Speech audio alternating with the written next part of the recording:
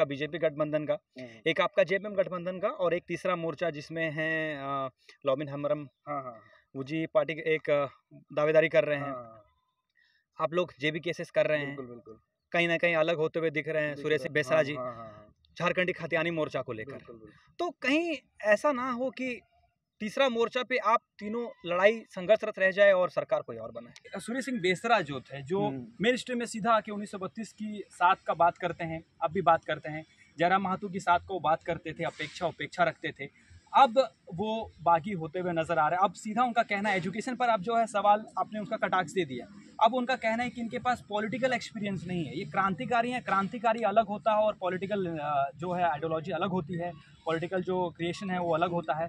तो ऐसे लोगों को जो है झारखंड का सत्ता देना ये झारखंडियों का दुर्भाग्य होगा। इस पर क्या कहें?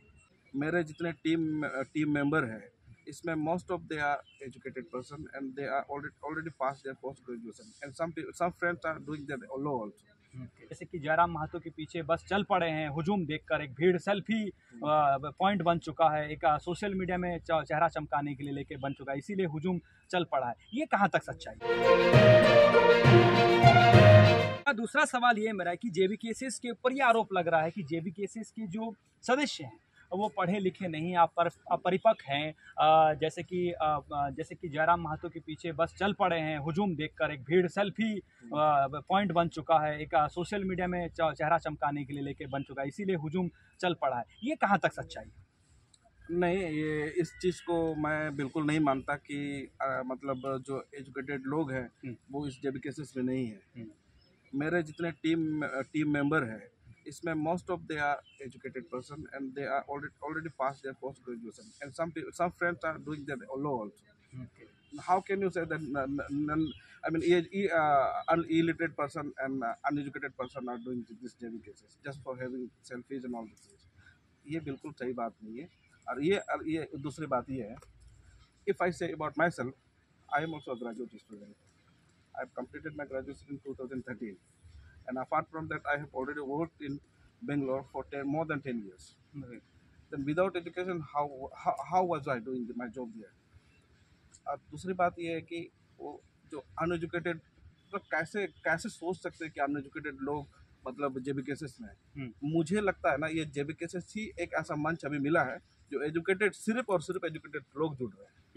अनएजुकेटेड तो जुड़ ही रहे हैं, लेकिन एजुकेटेड लोगों का संख्या ज़्यादा है। इसलिए क्योंकि जो जयराम दा का विचार है वो उतना हाई लेवल पे है ना, वो इससे पहले भी पॉलिटिक्स होती थी, लेकिन पढ़े लिखों का पल्ले नहीं पड़ता था। लेकिन अभी जब से जयराम दा पॉलिटिक्स कर रहे हैं, पहले तो क्रांतिकारी कर रहे थे, लेकिन अभी पॉलिटिक्स कर रहे हैं। इसका पॉलिटिक्स टेक्निक, इनका आइडियोलॉजी, इनका जितना भी वो थॉट्स है ग्राउंड लेवल के लोगों के लिए, वो मतलब एजुकेटेड लोगों का दिल में जो है ना वो बस गया है। हम भी कहीं ना कहीं मतलब मैं जो है ना नॉन पॉलिटिकल बैकग्राउंड से, कोई भी पॉलिटिकल से मैं इन्वॉल्व नहीं था, तो मतलब इन्वॉल्व नहीं था, फिर भी मैं पॉलिटिक्स क्यों कर रहा हूँ? तो इसका कारण एक मंच है जेबी केसेस। इसलिए पहले क्या लोग बोलते थे कि पढ़ो लिखो कुछ काम करो अपना जिंदगी कटेगी, लेकिन हमारे पास अभी ऐसा समस्या है, without changing government system, without changing the person whom we have created as a representative person, जिसके वजह से हमारा प्रॉब्लम का निदान हो सके, but the representative which we have created him, he is not doing his work, then what will we do? I mean to say, like I am having lots of problem in my areas, like many villagers are there, मतलब उन लोग अपना identity card तक नहीं create कर पा रहे, like income certificate and some sort of caste certificates. मतलब जितने भी एक बच्चा को एजुकेटेड होने के लिए डॉक्यूमेंट्स का जरूरत पड़ेगा, उस डॉक्यूमेंट्स क्रिएट नहीं कर पा रहा। ये एक प्रॉब्लम हो गया। और दूसरे बात ये हो गया, जिनको हमने रिप्रेजेंटेटिव बनाया वो हमारे रास्ता तक नहीं देख पा रहे। Then what will we do? कहाँ चलेंगे हम लोग? मीन्स मैं अगर पढ़ा लिखा हूँ ये सोच करके पॉलिटिक्स में नहीं आऊँगा, then nothing is going to be changed. इसीलिए जेबी केसेस एक ऐसा मंच है जहाँ पर अभी पढ़े लिखे नौजवान को बहुत रुझान है, और ये एक आशा के तौर पर देखा जा रहा है कि हमारा जो समस्या है वो निदान करने का यही एक मंच है। इसी के लिए। और जो आपका जो क्वेश्चन था कि अनएजुकेटेड पर्सन ही इसमें है, ऐसा बिल्कुल गलत बात है। आप अगर जेबी केसेस का वो लिटरेसी रेट को चेक करेंगे तो आप, मुझे लगता है कि 80% प्लस रहेगा, ये मेरा कहना है। तो ये था जवाब कि जब लिटरेचर की बात होती है, जब एजुकेशन की बात होती है, तो जेबी केसेस जो है 85% आप दादा को देख सकते हैं बड़ी परिपक्व तरीके से जो है इंग्लिश बोल रहे हैं, एजुकेटेड हैं। He left his lavish life in Bangalore and came back to Jharkhand for the society benefit, for the societal recreation, because there are lot of problems. आप एक निकल के पढ़ के बाहर आ गए, तो ऐसे बहुत लोग हैं जिन्हें अपॉर्चुनिटी नहीं मिलती है, तो आप वो अपॉर्चुनिटी क्रिएट के लिए आए हैं। तो दादा एक सीधा सवाल और एक रहेगा मेरा इसी को रिलेटेड कि सूर्य सिंह बेसरा जो थे, जो मेन स्ट्रीम में सीधा आके 1932 की साथ का बात करते हैं, अब भी बात करते हैं, जयराम महातो की साथ को बात करते थे, उपेक्षा रखते थे, अब वो बागी होते हुए नजर आ रहे हैं। अब सीधा उनका कहना है एजुकेशन पर, अब जो है सवाल आपने उसका कटाक्ष दे दिया। अब उनका कहना है कि इनके पास पॉलिटिकल एक्सपीरियंस नहीं है, ये क्रांतिकारी हैं, क्रांतिकारी अलग होता है और पॉलिटिकल जो है आइडियोलॉजी अलग होती है, पॉलिटिकल जो क्रिएशन है वो अलग होता है। तो ऐसे लोगों को जो है झारखंड का सत्ता देना ये झारखंडियों का दुर्भाग्य होगा, इस पर क्या कहें? हाँ, ये आपका ये जो सवाल है, ये इस चीज़ को मैं बहुत ही लाड और दुलार के साथ देना चाहूँगा, इसलिए क्योंकि आप जिस पर्सन के बारे में पूछ रहे हो, I know him very well and I think more than 15 years I been passing knowing him. जब मैं फर्स्ट ईयर में था, that time I think I met him first time. That time he was doing his political journey. I think I mean gathering we went there. That time I saw him first time, and that time whatever he was saying, that was fantastic. I mean to say, मैं ये बोलना चाहता हूँ कि वो इंसान अच्छे हैं. उनका जो मतलब गुरु होने का लेवल उनके पास बिल्कुल सही तरीका से है. और अगर वो कहते हैं कि मतलब हम लोग अनजान लोग हैं इस फील्ड में, मतलब हम लोग को उस चीज़ का सूझबूझ नहीं है, तो ये उनका कहना बिल्कुल सही हो सकता है. लेकिन मैं एक चीज़ साथ में बोलना चाहता हूँ, कोई भी पेट के अंदर से सीख के नहीं आता है. If we start doing anything we will learn definitely gradually. At once nobody can do anything. तो दादा आपका कहना बिल्कुल सही है कि हम लोग मतलब अननोन है, अननोइंग है, और हम लोग मतलब बिल्कुल नए हैं. बट दादा आपको इतना विश्वास देना चाहते हैं कि एक बार आपका मार्गदर्शन से, आपका सूझबूझ से, मतलब आप लोगों जैसे इंसानों का, अगर हम लोगों के इंसान के सर पे हाथ रहेगा तो जो साल लगेगा सीखने में वो हम लोग एक दिन में सीख जाएंगे. और कोई सीख के किसी चीज़ को नहीं आता है, वो चीज़ सीखना पड़ता है, और उस चीज़ को सीखने के लिए हम लोग के अंदर ललक है, नॉलेज भी है और दृढ़ संकल्प भी है. तो कई बार सूर्य सिंह बेसरा जी जो है वो बढ़ चढ़कर आगे आके बोले हैं कि जयराम महातो जो है वो हमसे पॉलिटिकल नॉलेज ले सकते हैं, और जब देखा गया कि एक बार सीधा मंच पे भी ये बातें हुई जब जयराम महातो के साथ वो मिलने के लिए टाइम सेट किए थे, लेकिन किसी कारणवश जयराम महातो उस समय मिल नहीं पाए उनसे, तो फिर वो जो है उसके बाद से ही उनका जो है बागी रुखपन आया कि मुझे वेट करवाए और फिर आए नहीं, इस तरह का लेकर. और जयराम महातो का भी बयान आया था कि इस दौर मेरा है तो उनको मेरा इंतज़ार करना होगा. और उसके बाद जो है एक तरह से वो सीधा बोल रहे हैं कि जयराम महातो मेरे से इच्छु नहीं है और हम भिक्षु नहीं हैं, मतलब वो सीखने के लिए पॉलिटिकल, और इसीलिए वो सीधा जो है झारखंड वासियों को ये आह्वान कर रहे हैं कि आप जो है वोट देते हैं तो ये बहुत बड़ा झारखंडियों के लिए दुर्भाग्य होगा. हाँ, नहीं, अगर वो सब झारखंड वासियों के लिए अगर वो ऐसे कह रहे हैं तो एक बार उनको चिंता करने की ज़रूरत है. इसलिए क्योंकि जयराम महातो अकेले नहीं, हम जैसे नौजवान भी उनके साथ अभी चल रहे हैं. तो सिर्फ जयराम महातो के चाहने से तो नहीं स्टेट में कुछ होगा, हम जैसे नौजवानों का उनका समर्थन होना बहुत ज़रूरत है.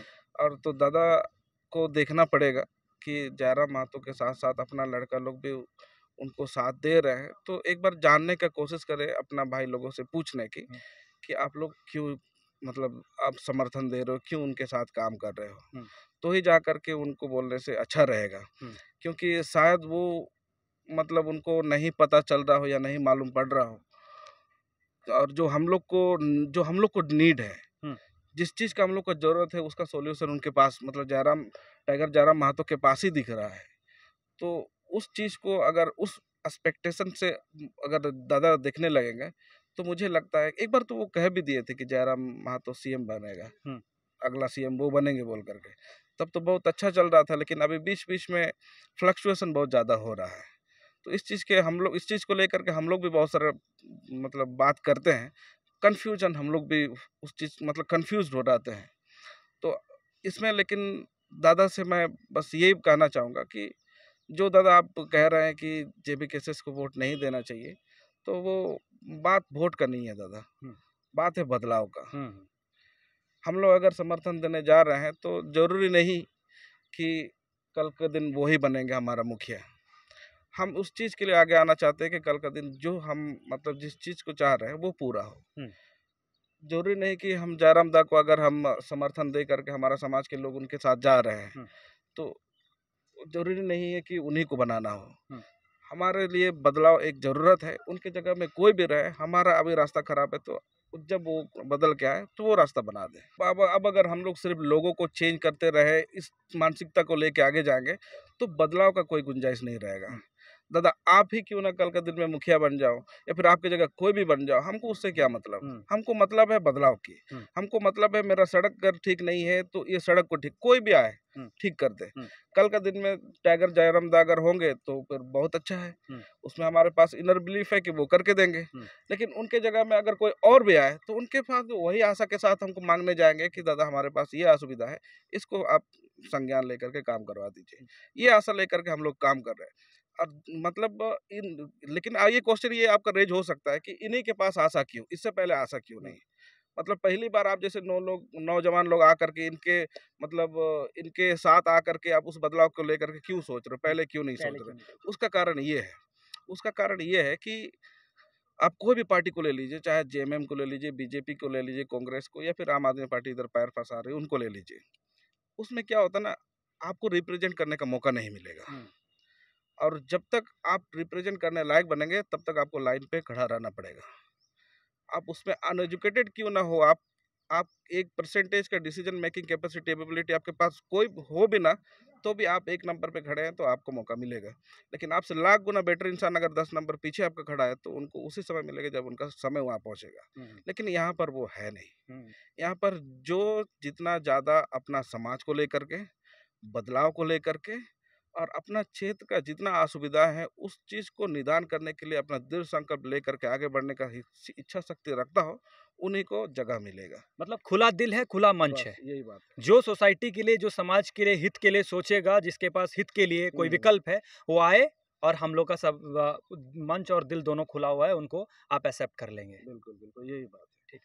दादा एक पॉलिटिकल सवाल करेंगे। जब आप लोग जेबी केसेस जब आप पॉलिटिक्स करने ही लगी है तो पॉलिटिकल सवाल ये रहेगा कि तीसरा मोर्चा का बीजेपी गठबंधन का, एक आपका जेएमएम गठबंधन का, और एक तीसरा मोर्चा जिसमें है लॉबिन हमरम वो जी पार्टी एक दावेदारी कर रहे हैं। आप लोग जेबी केसेस कर रहे हैं, बिल्कुल कहीं ना कहीं अलग होते हुए दिख रहे हैं सुरेश सिंह बेसरा जी झारखंडी खतियानी मोर्चा को लेकर। तो कहीं ऐसा ना हो कि तीसरा मोर्चा पे आप तीनों लड़ाई संघर्षरत रह जाए और सरकार कोई और बनाए। आपका ये डाउट बिल्कुल सही डाउट है, क्योंकि ये एक जेन्युइन डाउट है। मतलब आपस में भिड़ते रहे, बाद में वही हुआ जो होते आ रहा है। ऐसे होने के चांसेस है। अभी हमारे पास बिल्कुल बहुत ही समय कम है। हमारे झारखंड वासियों के पास बहुत कम समय है। पर्व त्योहार का समय है, उस चीज़ में बहुत जल्दी समय चला जाता है। आने वाला समय में और बड़ा बड़ा पर्व त्योहार है, उसमें भी मतलब समय जाने का बहुत चांसेस है। इस बीच में हमारे पास जो एक दूसरे को लेकर के गिला शिकवा है, जो भी मिसअंडरस्टैंडिंग लेकर के हम लोग एक दूसरे के ऊपर कटाक्ष करते आ रहे हैं, उस चीज़ को जितना जल्दी हम लोग सोल्व कर लें उतना जल्दी अच्छा रहेगा।